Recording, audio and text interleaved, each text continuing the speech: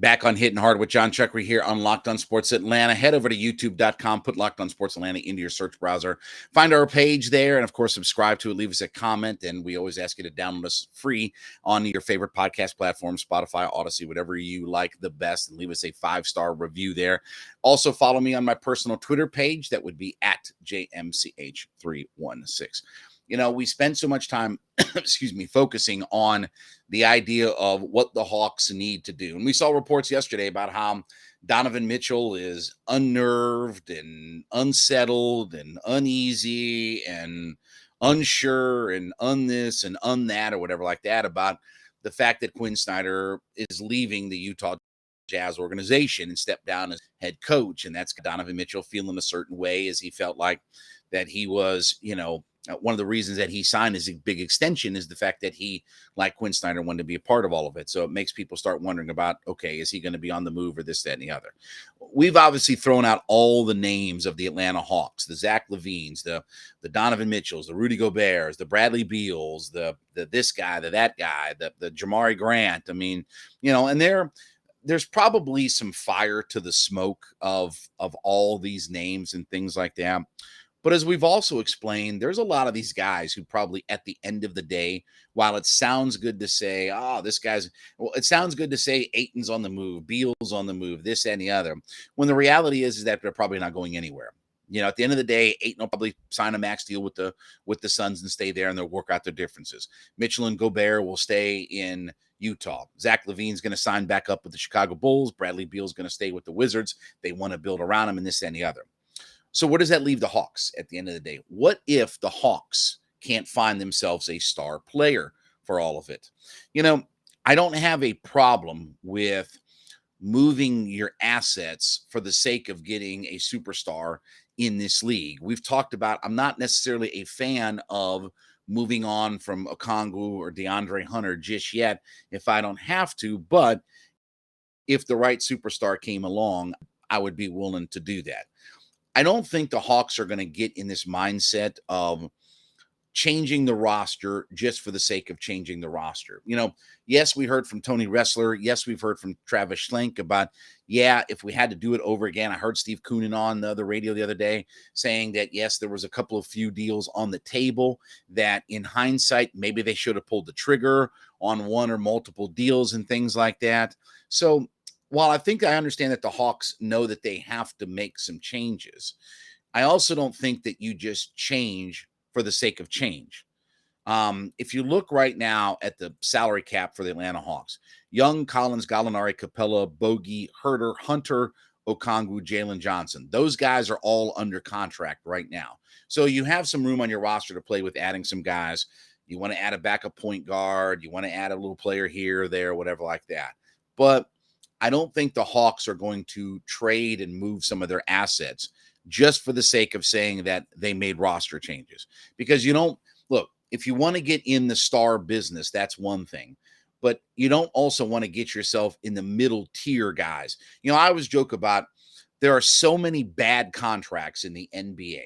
The NBA is littered with bad contracts. And the one that I've always pointed to was, remember a few years ago when Kent Bazemore got his, 4 for 72, somewhere around that range type of deal, or 4 for 74, whatever it was, like $16 million a year.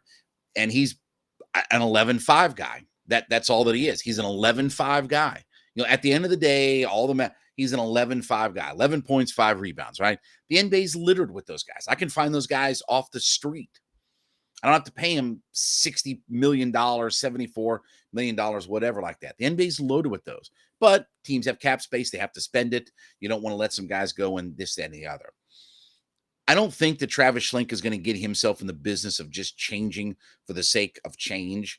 I'm not saying that you completely run it back, but I'm not giving up Gallinari or Bogey or Collins or Hunter unless I'm going to be in the star business. I'd rather keep those guys around than to just start moving pieces to say, hey, we need a change. And I know a lot of fans aren't going to like that because they're going to be like, well, that's what they did last year at the All-Star. They didn't get the trade deadline. I get that. And I'm not saying I'm in favor of just running it back. But if you're legitimately just changing for the sake of change, which is what some people would be okay with doing, what kind of players am I getting back? We have seen if these guys come together, we saw plenty of times, even last year, in what was a frustrating and disappointing season for the Hawks, that when they had their act together, they could play with anybody in the league. I point back to that game on MLK Day against the Phoenix Suns where they had the Suns come in at home. Suns had a 10-game road winning streak. They were the hottest team in the NBA, this, that, and the other. And the Hawks played arguably their most complete game of the year.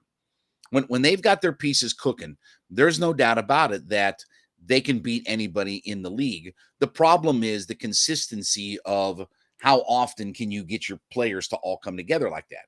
That was the big thing.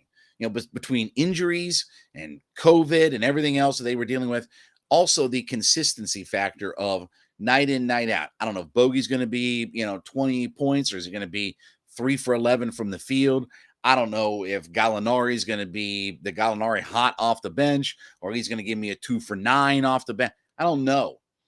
John Collins, okay, one night he's going to be 18 and 12. The next night he's 9 and 4. That's the thing, is the consistency about this team. So while I understand the idea of we have to make some changes and that, yes, we need to be in the star business. And I think the Hawks, are going to be ultra aggressive in that marketplace. We've broken down that a lot of these guys that, are quote unquote available may not really be available. And where does that leave the Hawks?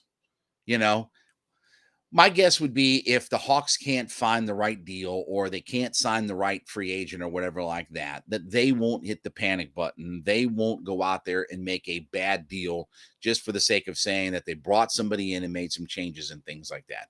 They may find some mid-tier kinds of guys to come in and try to help this team out.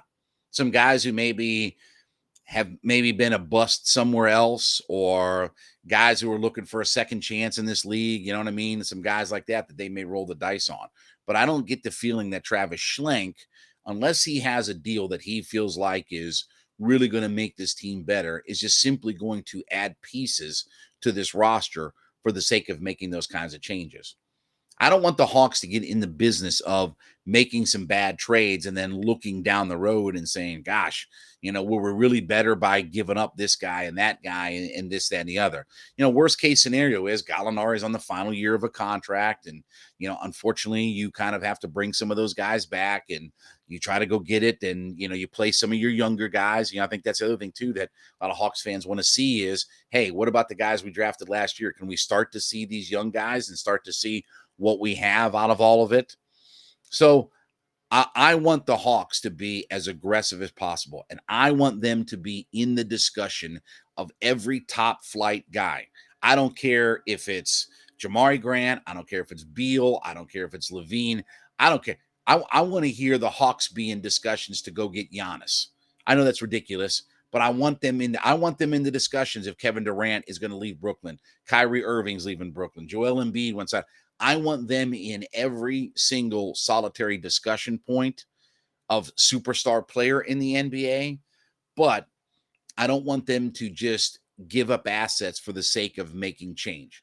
If you can't land one of those superstar caliber players, if Travis Schlenk can't find a deal that is good for both sides, even if you have to pay a little bit more, I'm okay with giving up some assets. If you tell me I'm getting Embiid or Durant or somebody way high up on the food chain out there, but I'm not for giving up my assets for somebody who's sort of a mid-tier guy, or is a nice player, or has had a nice role on another team.